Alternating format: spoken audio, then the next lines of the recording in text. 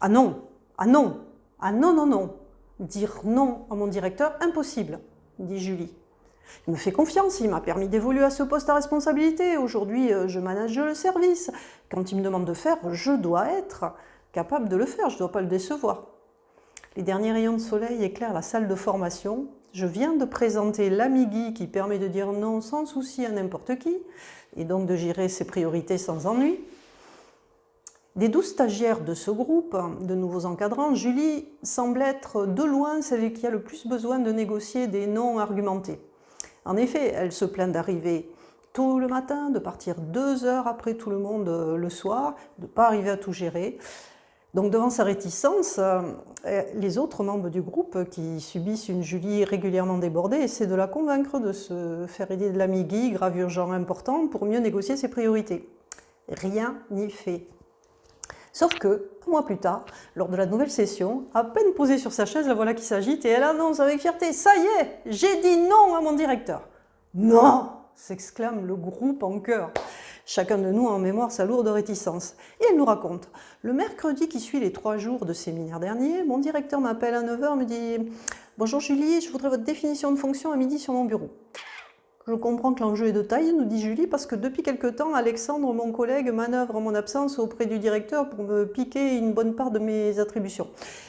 De plus, je dois préparer un gros dossier pour le conseil où siège le directeur cet après-midi. Donc ce matin, c'est soit le dossier, soit ma définition de fonction.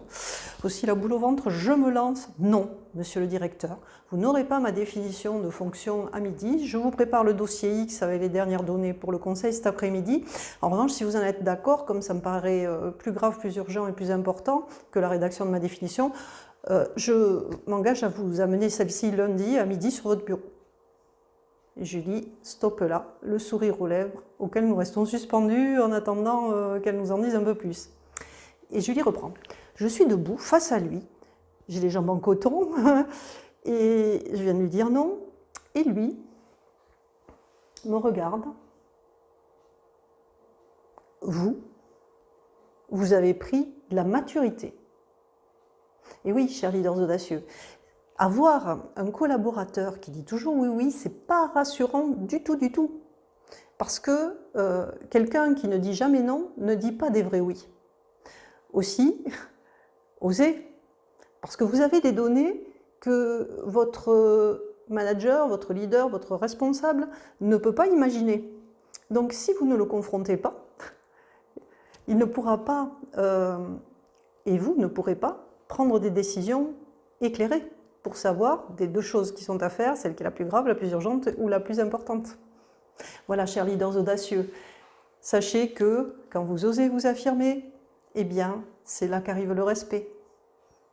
Donc, si cette histoire vous a plu, si vous pensez qu'elle peut être utile à quelqu'un, faites-la circuler. Et si ça n'est pas déjà fait, abonnez-vous à la chaîne ou sur le blog Leadership et Conduite du Changement. Et puis, à dimanche 12 h 12 pour une nouvelle session. À bientôt!